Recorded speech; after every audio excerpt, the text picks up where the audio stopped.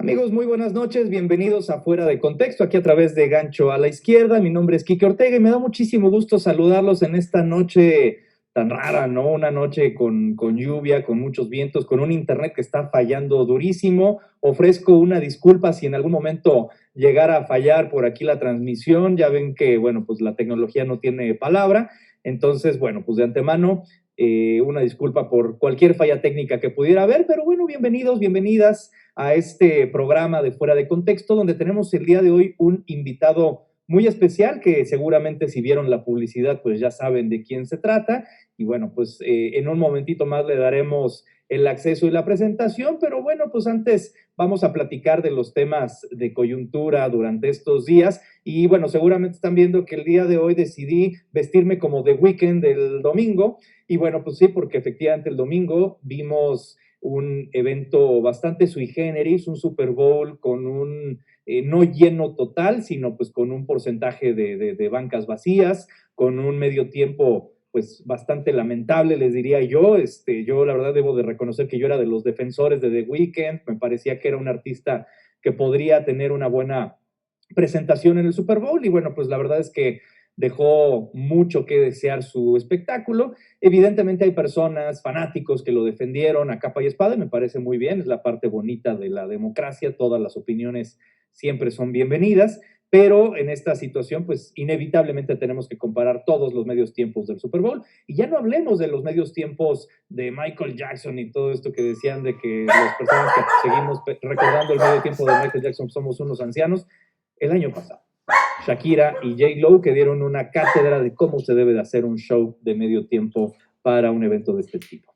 Pero bueno, pues sin más, vamos a comenzar con el análisis de los temas de esta semana. Y bueno, pues la sorpresa, el día de hoy se inauguró la primera pista de la central avionera, perdón, del aeropuerto que tenemos ahora en construcción, el Felipe Ángeles, el aeropuerto que se encuentra en la zona cercana a Tecámac, en Santa Lucía, que antes era una base militar, bueno, de hecho sigue siendo una base militar, y la pista que inauguraron, pues no sé si ustedes lo sepan, pero es la pista pues que ya existía, ¿no? La pista de la base militar donde simple y sencillamente hicieron algunas adecuaciones, un aeropuerto que todavía no tiene torre de control, está a medio construir, tiene huecos, tiene hoyos, tiene muchos elementos ahí que están como parchados, hay varios críticos que mencionan con toda la razón que ese aeropuerto, pues, a la hora de la hora no va a poder operar. Seguramente ustedes ya vieron en las noticias que hubo 3 vuelos que estuvieron dando vueltas y vueltas, o 4 vuelos que estuvieron dando vueltas y vueltas por 3 horas en la Ciudad de México para simplemente hacer esta faramalla de la llegada del avión o de los aviones al aeropuerto de Santa Lucía, al Felipe Ángeles. Incluso Marcelo Ebrard menciona en su cuenta de Twitter que pues estaba muy contento porque ya estaban recibiendo el primer avión comercial en Santa Lucía, un avión de Viva Airbus. No dijo Aerobús, dijo Airbus, por alguna razón así lo escribió, es como el tenemos sismo cuando era jefe de gobierno. Bueno, pues básicamente ese fue el tuit que puso Marcelo Ebrard y bueno, pues veremos qué es lo que ocurre, cómo va avanzando este tema de el aeropuerto de Santa Lucía, la central avionera, ¿no? Lo que llama la atención es que el ministro Saldívar de la Suprema Corte estaba ahí en la inauguración, este ministro que desechó todo este tema de las impugnaciones y todo este tema de las demandas, las desechó por completo y estaba ahí en la inauguración. Pues vaya, nuevamente otra persona que muestra una salamería hacia el presidente López Obrador, o el ministro de la Suprema Corte, el que tendría que estar actuando conforme a la ley, está a favor del presidente actual. Bueno, pues simple y sencillamente las imágenes no mienten. Básicamente, ahí estuvo en la inauguración. Recordemos que el presidente López Obrador se recuperó apenas estos pasados días de coronavirus, ya su prueba dio negativo, y al día lunes empezó con las conferencias matutinas. La pregunta que yo les quiero hacer a todos y todas ustedes ahí en casa: ¿extrañaron al presidente de la República? ¿Extrañaron sus conferencias matutinas? ¿No sienten que se respiraba un aire un poco de mayor cordialidad, noticias de otro tipo, que incluso Olga Sánchez Cordero con todo este tema a lo mejor muy, muy tratando de cuidarle las espaldas a su gente, de todos modos dio gala como, digamos, de un poquito mayor de madurez, un poquito más de madurez en este sentido?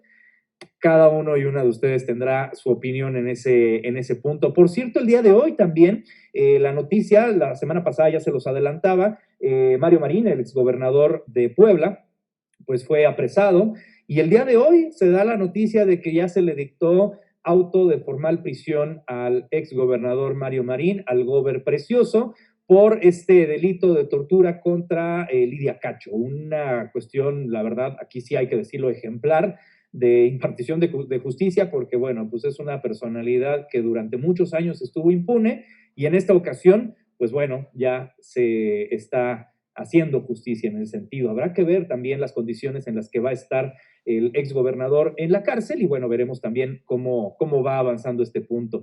Y bueno, también otro tema importante, no sé si lo leyeron en Twitter, la empresaria Patricia Armendáriz, que ha demostrado abiertamente ser muy pro al gobierno actual, ser muy cercana al gobierno del presidente Andrés Manuel López Obrador. Patricia Armendáriz, que seguramente la ubican por Shark Tank, es la única mujer, digamos, en el programa de Shark Tank, pues es criticada por un tuit en el que menciona que su colaborador más cercano, su asistente de toda la vida, había fallecido producto de COVID. Esto podría ser una noticia pues que a lo mejor no trascendiera más, simplemente una condolencia y más allá de eso no pasaría más. Sin embargo, la manera en la que lo expresó en su cuenta de Twitter y que además ni siquiera está consciente de lo que dijo, no le ve lo malo a lo que dijo, lo cual lo ha demostrado a los siguientes tweets que escribió, es lo que llama muchísimo la atención. Ella cita, y digo tal cual, la base de la pirámide tiene la autoestima por los suelos. Se sintió mal, se refiere a su colaborador, y no me pidió nada.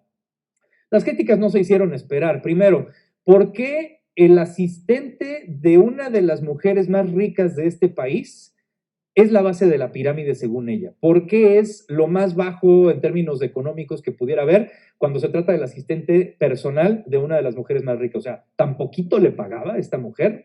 Segundo, dicen, tiene la autoestima por los suelos. Bueno, pues no solamente estemos hablando de las personas de clase socioeconómica baja. Creo que con esta situación del COVID, mucha gente tiene la autoestima y la imagen por los suelos por miles de razones, los problemas psicológicos que empiezan a detonarse a partir de la pandemia, pero sobre todo lo que llama la atención es que dice, se sintió mal y no me pidió nada. Tendría que habérselo pedido, tendría que haberlo necesitado, o simplemente ella como jefa tendría que estar pendiente de la salud de sus colaboradores, tendría que estar pendiente sobre todo de la persona más cercana de su mano derecha en el tema profesional y simplemente pues lo ignoró y sorpresa, termina el señor falleciendo por COVID. Bueno, pues al final ella se trató de defender, incluso subió todavía peor una fotografía después donde dice, mientras mi colaborador, mientras mi asistente se estaba muriendo, yo estaba, y pone una fotografía con unas personas en unas lanchas, claramente muy insensible, pero lo más interesante del asunto es que ella no se dio cuenta de esta insensibilidad. Entonces, pues bueno, no es cuestión menor. Y finalmente también, pues la última nota de la semana trascendente es que Kiko, este famoso personaje del Chavo del Ocho, ya lo bajaron de la contienda para gobernador de Querétaro, ya no va para gobernador, porque iba por un partido local, un partido de Querétaro. Sin embargo, este partido, Querétaro Independiente, se alía ahora con el PAN y van a lanzar en conjunto a Mauricio Curi como candidato para la gubernatura. Es altamente probable, según las encuestas, que Mauricio Curi sea el próximo gobernador de Querétaro. Entonces, bueno, pues Kiko se queda con las ganas. Algunas voces argumentan que posiblemente pueda estar pronto compitiendo para ser alcalde de la ciudad de Santiago de Querétaro. Sin embargo, bueno, pues habrá que ver también si este partido decide continuar con esta faramalla de poner a una figura pública que además pues no ha tenido precisamente la mejor imagen. Y bueno, pues ahí tienen ustedes su inicio cuando se registra como precandidato, cómo saluda a las personas de ¿cómo está la chusma? No sé si decirle a la chusma a la gente que estaba ahí cercana buscándolo y pidiéndole una fotografía pueda ser la mejor forma de referirse a sus votantes. Pero bueno, sin más, pues vamos a darle la bienvenida a nuestro invitado de esta noche. Es una persona que ustedes seguramente han visto en muchos espacios de televisión, seguramente han leído algunos de sus libros, y me refiero, por supuesto, al doctor Carlos Elizondo, que bueno, pues es una voz autorizada que nos va a platicar el día de hoy acerca, pues, de varios temas, entre ellos su libro, Y mi palabra es la ley. Rápidamente les platico que Carlos Elizondo es doctor y maestro en ciencia política por la Universidad de Oxford, de Reino Unido, y también tiene una licenciatura en Relaciones Internacionales por el Colegio de México. Ha sido, pues, conductor de televisión en varios programas, en TV Azteca, en Canal 11 ha estado colaborando, y bueno, pues evidentemente el día de hoy tenemos de manteles largos el gusto de que nos acompañe el doctor Carlos Elizondo. Doctor, ¿cómo está? ¿Qué tal? Muy buenas noches. Enrique, muy buenas noches, qué gusto estar contigo y con tu público. Muchísimas gracias por aceptar y por estar aquí con nosotros en Fuera de Contexto. Y bueno, pues antes que nada, felicidades por esta presentación del nuevo libro Y mi palabra es la ley, un libro que bueno, pues la verdad es que está llamando mucho la atención porque hace de algún modo el contraste en estos textos del López Obrador candidato, eterno candidato desde el año 2006 hasta el 2018, y luego el López Obrador presidente. Esta forma de expresarse, estos cambios que ha tenido, algunas cosas que sí han sido consistentes. ¿De qué trata en cuestión este libro y por qué la persona que nos esté viendo pues le va a interesar un libro como este tipo? Platíquenos. Pues muchas gracias, Enrique. Mire, Y mi palabra es la ley, que es el título del libro, pues creo que dice el centro del argumento, que es que estamos con un presidente que cree que su palabra es la ley. Nada más claro ahorita que la reforma de la industria eléctrica. ¿Por qué la quieren hacer así? Porque es su palabra, porque así a él le gusta, punto, lo vamos a hacer como yo digo. Si la Suprema Corte no le gusta mi decreto, pues hago una ley, y si a la ley no le gusta otra cosa. Ese es el estilo personal de gobierno de nuestro actual mandatario. Y el libro lo que analiza, Enrique, son los 2 primeros años de esta administración. El primer capítulo gira en torno a lo que tú dices, se llama El Rey. ¿Cómo llegó a ser el soberano de México el actual presidente? ¿Cuál fue su ruta? ¿Y cuáles son las formas particulares a través de las cuales él gobierna? Entonces, analiza cómo llegó al poder, por qué llegó tan sobrerepresentado, cómo se destruyó la clase política en sus corrupciones previo a su llegada, cómo gobierna desde su palabra, la mañanera, cómo el gabinete pues, es un apéndice por ahí que tiene que irle cumpliendo sus caprichos, pero no opera como un gabinete de verdad, tomando decisiones de forma colegiada, analizando el mejor curso de las acciones. Si hay que hacer un aeropuerto en Santa Lucía es porque él quiere, no porque hay un estudio. Si hay que inaugurarlo el Día de las Fuerzas Armadas, es porque a él le gusta el show, no porque esté listo. Y todo gira en torno a él. El segundo capítulo, Enrique, tiene que ver con cómo ha ido concentrando el poder. Decía don Daniel Cosío Villegas que en México es muy importante entender cómo gobierna alguien, porque está muy concentrado en el poder. Importa mucho la figura del presidente por esa concentración. Pero del 2000 para acá parecía que nos habíamos movido a un mundo de pesos y contrapesos, que a mí me gustaba. Yo nunca quise que ninguno de los presidentes anteriores tuviera todo el poder, pero creo que todo el poder es un gran riesgo. Es un gran riesgo para el propio individuo que tiene ese poder. Yo pensaba cuando decía el presidente que este es el aeropuerto más importante que se está construyendo en el mundo. Pensaba, ¿eso le dicen y él se lo cree? Nadie se atreve a decirle, oiga, señor presidente, no, mire, bájele un poquito, porque pues, es un aeropuerto chiquito, modesto, hay otros mucho mejores en el mundo. Pero no funciona así porque ha concentrado el poder, porque nadie le lleva la contra. O sea, el segundo capítulo analiza cuál fue el mecanismo a partir del cual se logró él concentrar el poder, como lo ha hecho, cuál ha sido su relación con los órganos autónomos, cómo colonizó la Comisión Nacional de Derechos Humanos, que tiene mucha fuerza. Por ejemplo, si saliera esta ley de la industria eléctrica tal y como quiere el presidente, un actor que podría pedir la acción de inconstitucionalidad sería la Comisión de Derechos Humanos, pero obviamente no lo va a hacer. Cómo fue presionando a la Suprema Corte para que saliera un ministro, para que votaran a favor de él en su consulta, patito que vamos a tener el 1 de agosto sobre si queremos que se conozca el pasado y los delitos del pasado. Analizo cuál ha sido el rebalance entre gobierno central y federación y estados federados, cómo le han hecho. Ese es el tema del segundo capítulo. ¿Y dónde están los contrapesos? De los pocos contrapesos que había, era Mr. Trump. Ahora con Biden está abierto a ver cómo funciona esa relación México-Estados Unidos. Otra vez de regreso a la ley de industria eléctrica, es claramente violatoria del nuevo Telecán, del TEMEC, y en fin, veremos cómo opera esa relación. El tercer capítulo, Enrique, es lo que yo le llamo una radiografía. El presidente prometió hacer estas cosas, ¿cuáles ha cumplido? No sale bien el presidente, pero eso no es culpa mía, yo solo tomo sus promesas, vamos a crecer, nos dijo, al 5%, pues aún antes de la pandemia la economía no creció, nos dijo en la mitad de la pandemia que la caída va a ser corta, fue larga, nos dijo que iba a incrementarse la producción petrolera, no se ha incrementado, aunque eso lo veo con detalle en el capítulo 6, nos dijo que iba a caer la violencia, y los homicidios no han caído, algunos delitos han caído, qué bueno, pero los homicidios no.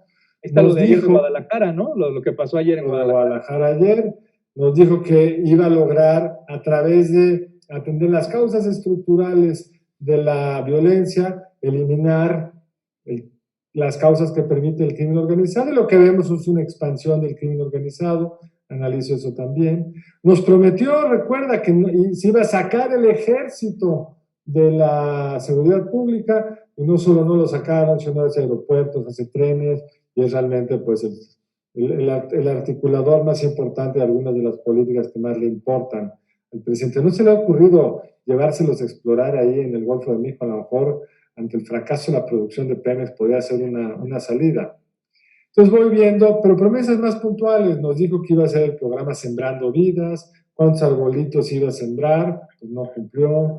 Iba a distribuir becas, ahí cumplió. En el único, digamos, rubro general donde el presidente ha cumplido muy bien es en repartir dinero. Claro. No son programas bien evaluados por el Coneval, que es el órgano del gobierno para analizar los programas. Hoy salió una nota del periódico, algo que digo en el libro, estos programas, el Jóvenes Construyendo Futuro y Jóvenes Escribiendo Futuro, o sea, darte becas para que te quedes en la escuela, son incompatibles, porque el que se sale de la escuela gana más dinero que el que se quede en la escuela. Y lo que el Coneval mostraba es que eso está pasando. Entonces, son programas inconsistentes, pero dijo que iba a dar lana y dio lana. Y en el cuarto capítulo me meto al tema que me parece más interesante de esta administración, que es esto que él le llama, de hecho, la cuarta transformación, si recuerdas, Enrique, se define por la separación entre el poder político y el poder económico. En alguno de los pollos el presidente nos echó a esta idea de que, así como la reforma fue la separación entre el poder eclesiástico y el poder político, y la revolución pues, fue la liberación de los campesinos, dotándoles de tierra, los derechos sociales, etc. La cuarta transformación es la separación entre el poder político y el poder económico. Se analizó la relación gobierno-empresarios, cómo ha sido, ha realmente puesto límites, cómo los ha puesto, en qué sentido, cómo ha ido tejiendo una relación con un cierto grupo de empresarios que han obtenido ambas partes de ello, cómo sí ha sido muy eficaz en un tema, en romper, digamos, esa capacidad que tenía el gran empresario de, pues por vías legales o semilegales, pagar menos impuestos de los que le correspondía. Yo creo que es uno de los grandes méritos y éxitos de esta administración. Y luego en el siguiente capítulo analizo, pero no se ha metido con la fuente más importante de vinculación entre poder económico y poder político, que es el poder corruptor del crimen organizado. Ahí es la fuente de riqueza de muchos empresarios locales que luego tienen un gran impacto en el poder político, es el dinero mal habido del crimen. Y ahí el presidente ha hecho muy poco, mucho menos de los que nos prometió ciertamente. Y en el quinto capítulo analizó su política económica. Él nos había dicho que iba a hacer una política económica distinta, y lo que encontramos es que afortunadamente en los temas más importantes, autonomía del Banco de México, estabilidad fiscal, apertura comercial, pues es el más neoliberal de los neoliberales, es casi un neoliberal de closet, porque mientras otros países han usado dinero extra para apoyar a las empresas en la época de la pandemia, aquí ha sido el más purista de los puristas, no ha habido un quinto adicional para apoyar a nadie que no esté dentro de su cartera de proyectos que a él le parecen electoralmente rentables, las becas, más apoyos a los discapacitados, ese tipo de programas que a él le gustan mucho. Analizo también esa parte.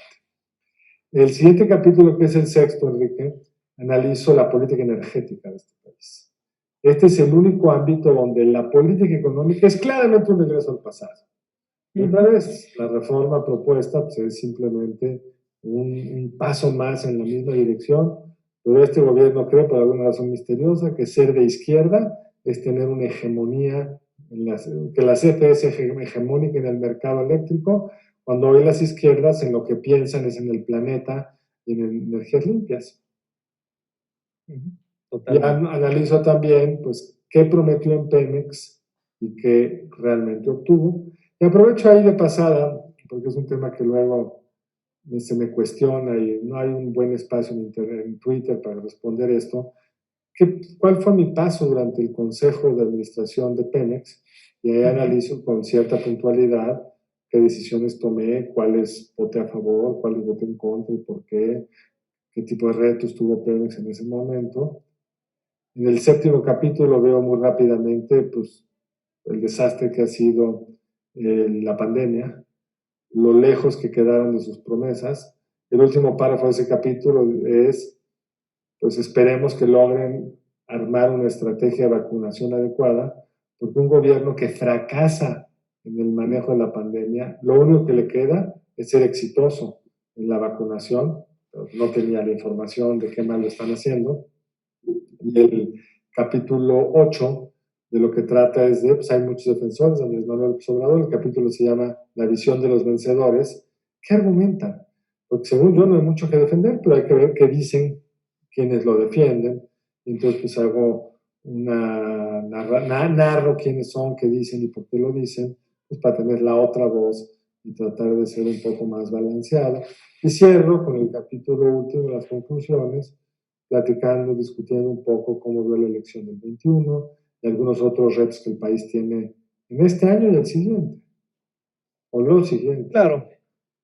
Yo le estuve echando un ojo, ya empecé con los primeros episodios, los primeros capítulos del libro, y hay una parte, Carlos, que quisiera preguntarte, porque además me llamó particularmente la atención, y que va un poco con lo que decías hace rato, que comentaste en tu Twitter sobre la inauguración del aeropuerto, de lo que yo le llamo la central avionera, pero en realidad pues es un aeropuerto que no sabemos qué va a pasar, o sea, si realmente sí va a funcionar o no, o es ahí simplemente, como lo mencionaste, pues es un espectáculo nada más.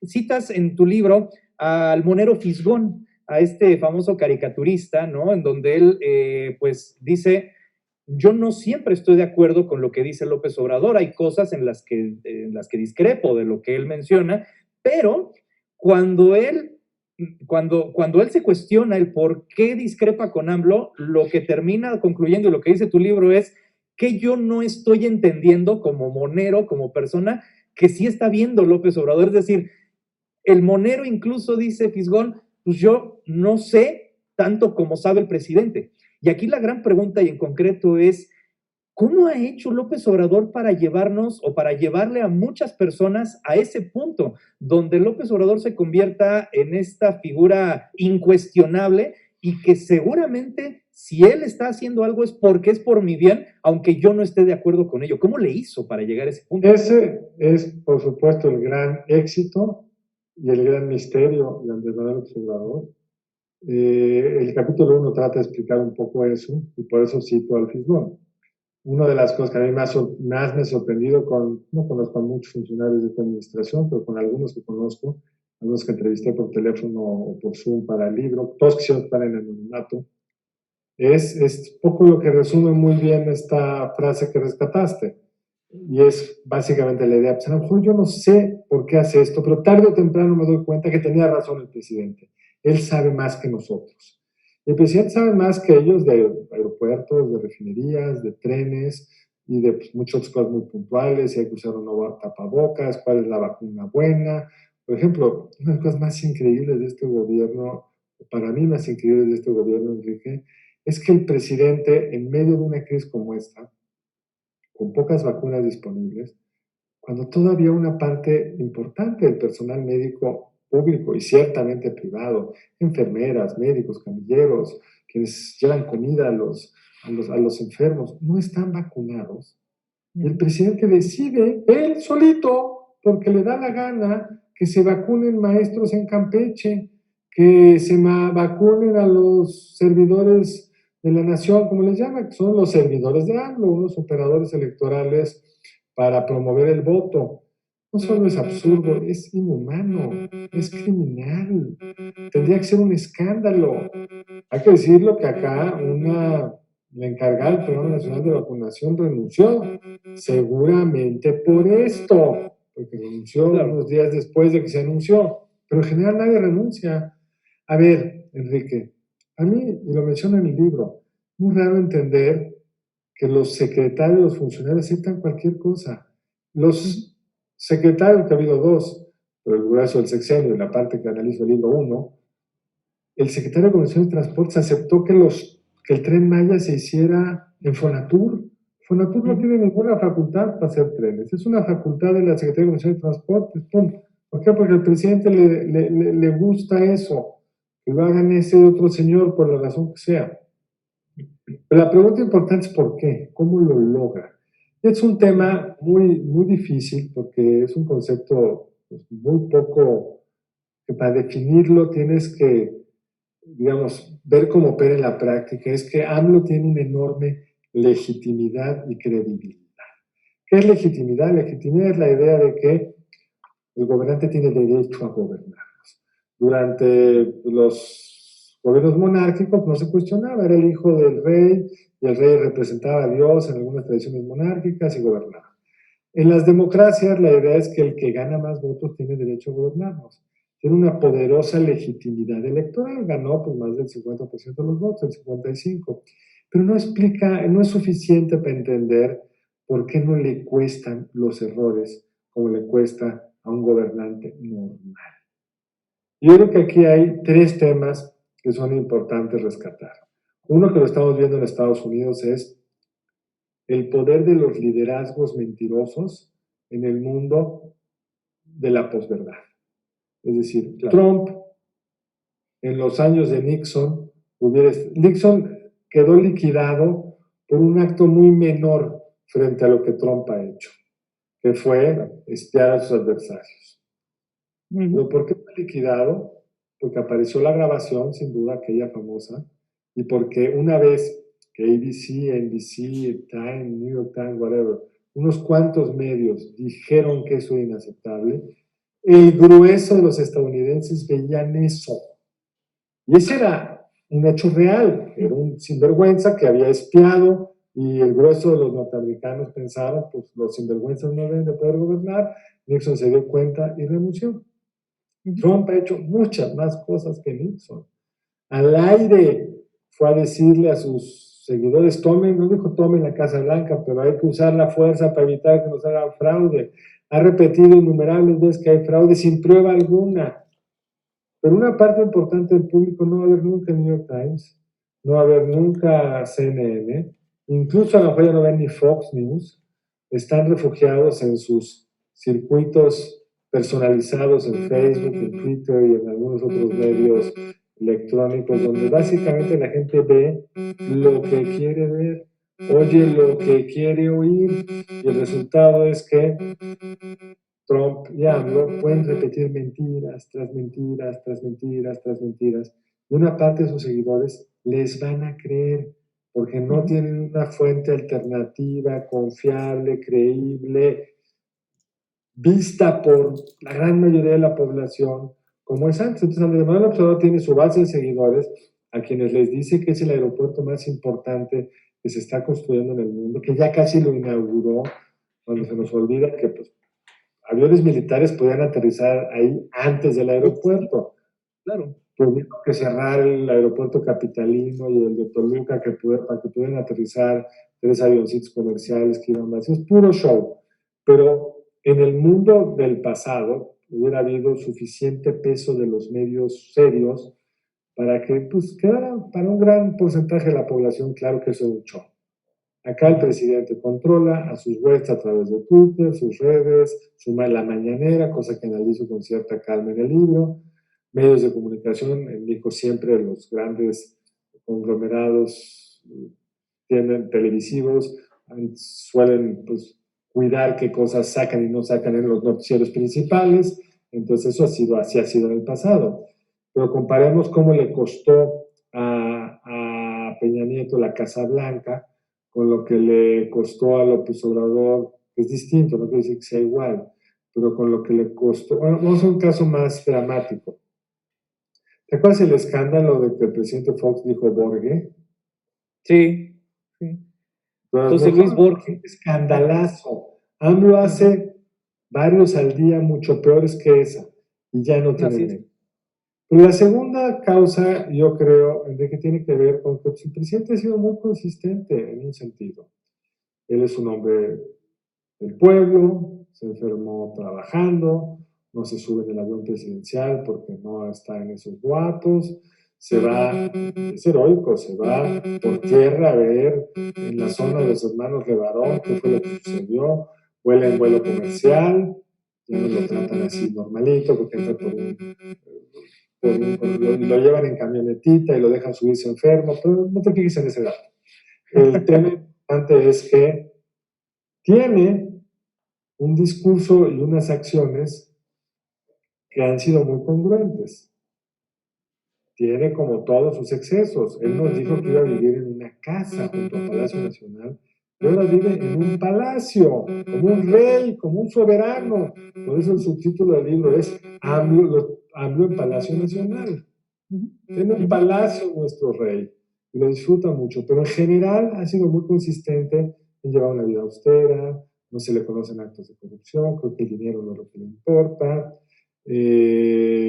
no tiene frivolidades como otros presidentes que tenían novias, Peña Nieto se dice que tenía pues, novias por aquí y por allá, es muy trabajadora en el sentido que siempre está haciendo cosas, no se sienta a ver las cosas con detalle, pero siempre está en un avión, agarrando un coche, viendo, se ve, es permanentemente, y es un cara dura, porque eso también se necesita para mentir. Él puede decir un día una cosa y al día siguiente la opuesta, y las dos están grabadas. Dice por ahí, lo cito en el libro, cuando dice, yo no me he reunido con los ministros de la Corte, no sé quién más, pero había dicho antes que se había reunido unos meses antes, o cuando dice, yo no sabía del operativo del Chapo, y luego nos dice que él del Chapito, después nos dice que él lo liberó. En fin, son mentiras que le funcionan porque no se ruborizan, Enrique.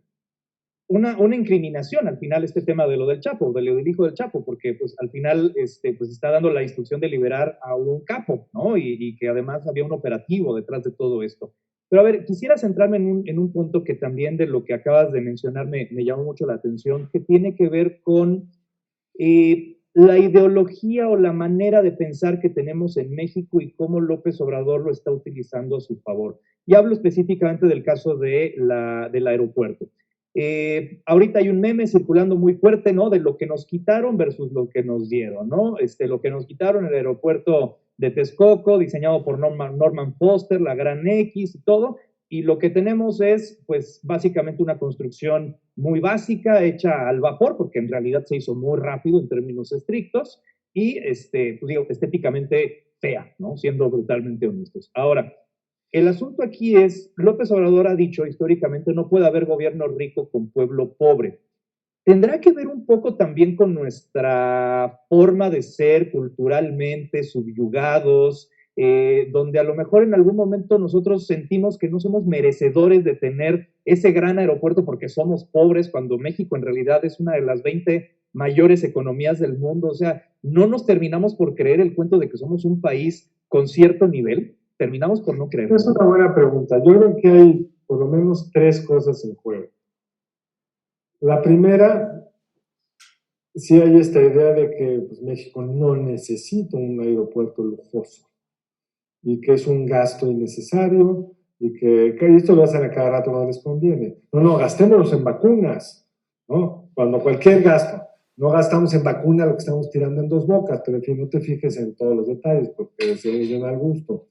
Pero lo usan mucho y lo usan muy bien, entonces, claro, ¿para qué queremos un aeropuerto lujoso si podemos tener uno sencillo? Yo creo que es parte del tema. Y hay una oposición pues descuartizada por sus ambicioncitas de tener un puesto, por sus corruptelas o corrupciones del pasado que los tienen muy contra la pared. Pero el argumento contrario es, el aeropuerto de Santa Lucía, vamos a empezar al revés, el aeropuerto de Texcoco era el activo más importante que tenía en infraestructura el Estado mexicano, no Enrique Peña Nieto, el Estado mexicano. Si había terrenos alrededor que alguien había comprado, que nunca se probó, recordemos que la tarea por lo que se atrasó tanto el aeropuerto de Texcoco es que compraron miles de hectáreas antes de empezar para que todas fueran del aeropuerto, no hubiera vecinos, nadie se metiera. Pues toda esta historia de los terrenos con los que especulaba, nunca se mostró cuáles eran, nunca supimos. ¿Te acuerdas cuando sales del aeropuerto capitalino? Del lado fuera del lago de Texcoco, pues hay colonias densamente pobladas. Entonces nunca nadie pudo decirme dónde estaban esos terrenos especulativos, pero lo que había en Texcoco era un activo del Estado mexicano, que por lo menos sin pandemia, porque la pandemia descuartiza cualquier número, por lo menos sin pandemia, iba a ser muy rentable, porque un buen aeropuerto atrae más tráfico aéreo, porque pues, más gente quiere venir a... Pues, si yo te digo, Enrique, que cuando llegues aterrices en no sé qué país del mundo, te va a tomar hora y media llegar a la Ciudad de México, y si tienes que transbordar, tienes que ir 45 minutos, hora y media a otro aeropuerto, y que cuando llegues no va a haber sillas, pues no vas a ir. Pues, y además, el aeropuerto de Texcoco estaba pensado como un gran hub donde iban a llegar gente de Argentina para tomar un vuelo a ir a China. Y eso derrama una cantidad de riqueza brutal. Era una inversión, no era un gasto. Los aeropuertos son símbolos, además de a qué país estoy llegando, eso atrae más clientela, más turistas. Son lugares donde la gente gasta mucho, entonces se pueden pagar esos excesos arquitectónicos porque la gente compra más feliz donde hay un exceso arquitectónico y tiendas caras que cuando no hay. Y yo creo que lo más importante de todo, Enrique, lo de menos es si Texcoco es caro, es lujoso o no lujoso. Estaba estudiado que podía funcionar. Lo que es terrible del aeropuerto de Santa Lucía, y lo decías hace un momento, que no sabemos. No tenemos idea si pueden volar simultáneamente de una forma razonable, porque por supuesto puedo dejar que entre uno para que vaya a la Ciudad de México y otro a Santa Lucía, pero eso no te duplica la capacidad, simplemente te la divide en dos, que es la peor idiotez, porque los aeropuertos son economías de agregación. Lo que tú quieres es que a donde llegues haya muchos vuelos posibles para ir a muchos lugares posibles. Por eso Heathrow es un aeropuerto que mucha gente va porque de ahí puede ir a cualquier lugar de Europa, no porque quieran ir a Londres, y hay muchas opciones para ir a Lisboa, qué sé yo. Entonces yo creo que lo que hay acá es un gobierno con una visión mediocre de las cosas, que por supuesto, que era tu pregunta, bueno, creo que se me olvidó, era parte del discurso central. Somos un país que no tenemos que estar gastando en esto. Y es al revés, Enrique, tenemos que estar gastando en esto para ser un país aún más rico. Somos la 13ª, 14ª economía del mundo, no la 20. Lo mismo se puede decir respecto a las vacunas. No son caras las vacunas. Es mucho más caro una prueba de COVID. La inversión más barata que puede hacer hoy un gobierno es tener a su gente vacunada. Pero este gobierno todo lo chiquitea y no salió a comprar a tiempo suficientes vacunas, se cree ir por la baratita y ahora va a comprar la china porque es la que le venden de regalo, no de regalo, pero económica. Y es la cultura de la mediocridad. Lo que es muy triste es Claro que en la otra cultura puede haber mucha corrupción, y hubo. En la cultura del aeropuerto lujoso, pues también está asociado con una élite abusiva, corrupta, etcétera. Pero uno, nada nos va, que el aeropuerto sea chafa no nos vacuna de que no haya corrupción.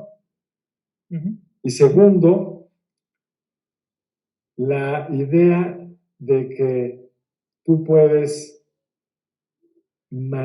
hacer que crezca la economía sin tomar ciertas inversiones que atraigan un cierto tipo de inversión y de gasto, pero lo que está llevando es a que a lo mejor somos un país más pobre y los puede estar un poquito mejor cuando podamos ser un país más rico, con un presidente honesto que los apoya y que quiere, pues pueden estar mucho mejor los pueblos, porque lo que le da al gobierno margen de maniobra para gastar más en la gente que menos tiene, es que la economía sea próspera, cobren muchos impuestos y son tan honestos, los gasten muy bien. Eso es lo que nos permitiría, Enrique, tener un sistema de salud como el de Dinamarca. Entonces, pues, si queremos tener un sistema de salud como el de Dinamarca, tenemos que ser capaces de generar riqueza suficiente para financiar un sistema de salud como el de ese país, que es un país rico, no es un país pobre. Totalmente. Se nos está agotando el tiempo, pero quisiera hacerte una última pregunta que yo creo que es la pregunta de los 64,000, y la verdad es que esto lo he platicado con algunos de los invitados que he tenido en esta segunda temporada de Fuera de Contexto. ¿Qué le está haciendo falta a la oposición para realmente conectar con la gente? Y quiero ser mucho más enfático en una cosa porque lo he platicado en entrevistas anteriores. De repente, tú lo dices en el libro, López Obrador se construyó una imagen de una persona que no le importaba mucho la ley, como que incluso hasta la ley hasta le estorba un poco. Y como presidente es igual, ¿no? Y volvemos al asunto de la conexión con el mexicano. En México es muy fácil, tenemos de algún modo como esta idea de que pues el que no tranza no avanza, ¿no? Y lo decimos como frase coloquial y todo. Y si llegara un candidato de oposición a decir, aquí conmigo las leyes se van a respetar, yo no sé, por ejemplo, qué tanto a la gente eso le conectaría. De que lo necesitamos, pero yo no sé si esa conexión se daría. Entonces, ¿cómo le hace, cómo le podría hacer un candidato de oposición, una figura de oposición para conectar con la gente cuando sabemos que al final López Obrador, aún con todo esto, sí está teniendo éxito en esas conexiones, aún con esas fallas a la ley y todo? López Obrador, para tener una economía destruida, el país con más letalidad en el mundo, es decir, de los que reconocen como enfermos, es el mayor número de mortandad, el tercer número absoluto de muertos en la pandemia, puede estar inaugurando subiéndose a avioncitos y jugando con su aeropuerto sin que le cueste gran cosa. Y AMLO, como bien dices, construyó una relación con la ley muy interesante, porque no es me voy a saltar la ley, es la justicia es más importante que la legalidad. Y yo te voy a decir que es justo, porque yo soy un buen hombre, soy un hombre justo, no soy un hombre que no abusa. Eso lo ha construido espectacularmente. ¿Qué creo que tendría que construir un líder opositor? Pues una historia alternativa. Se puede ser honesto, yo soy honesto, tendría que ser, y tiene que serlo, no basta inventarlo, tiene que ser una historia de honestidad, pero puedo, porque soy honesto y porque soy un hombre bien formado o una mujer bien formada, puedo hacer que este país sea más próspero, que se viva de acuerdo a las leyes y no vivas con la incertidumbre de qué va a decir el más poderoso, construir un país que le dé más oportunidades a tus hijos, no que tengan que depender de una bequita. No estamos acá para darle asesoría a ningún candidato, pero por supuesto se puede. Macron lo hizo muy bien contra un discurso populista de Le Pen y yo creo que hay el espacio, porque vamos a salir con un país muy lastimado para cuando termine esta administración. Muy lastimado en los datos objetivos, en los muertos por el crimen organizado, los muertos por la pandemia, los niños que no aprendieron, que se quedaron encerrados un año o más en sus casas, por quienes tenían un empleo bien remunerado y tenían un trabajito en algún lado, pues por todas las historias que todos conocemos horrendas. Pero la tragedia es que nuestra oposición pues, está llena de personajes impresentables. Siguen peleándose por el huesito, la diputacioncita, no sé qué. Se ve el caso de los candidatos del PRI, PAN y Movimiento Ciudadano en Nuevo León. ¿A cuál le vas? Uno es un junior, los otros dos son unos alcaldes que tienen una reputación, exalcaldes con una reputación muy, muy dudosa, y la única que era más o menos con una historia de eficacia, dejó el PRI porque quería el PRI poner a este otro y el PAN era aquel otro, y se fue con Morena. Entonces, la oposición no ha hecho su chamba, y pues tendrán que ir surgiendo esos líderes. Nunca sabe uno cuál es el que va a surgir. Puede ser un líder peor que AMLO, ¿eh? Ve el caso de Brasil, cómo salieron de sus gobiernos populistas, fueron bastante mejores que los nuestros, y acaban eligiendo a este señor impresentable que se llama Bolsonaro. O ve el caso de Estados Unidos, tuvieron a mi juicio un gran presidente que fue Obama y acabaron eligiendo a Trump después. Entonces, la democracia es un régimen, como decíamos en la primera pregunta, bien complicado, cómo te conectas realmente con la gente, cómo construyes una historia, muchas veces basada en la mentira, pero que sea mejor que la del otro cuate, y cómo administras bien la cosa pública, que es de las cosas más difíciles que se pueden hacer en el mundo. Totalmente, totalmente. Doctor Carlos Elizondo, te agradezco mucho por haber estado aquí en Fuera de Contexto. Esperemos que se repita. La verdad es que me ha sido muy Voy a poner gratificante. al revés, Enrique. Cuando hayas leído más del libro, me invitas y platicamos. Me encanta la idea. Cuenta con ello, doctor. Al contrario, un gusto, muchas gracias. Que tengas una excelente noche. Igualmente, nos vemos. Bueno amigos, pues ya lo saben, compren el libro de Y su palabra es la ley. Muchas gracias. Bienvenidos la próxima semana a otro episodio más de Fuera de Contexto. Nos escuchamos y nos vemos el próximo miércoles a las 8 de la noche. Que tengan una maravillosa cierre de semana. Chao.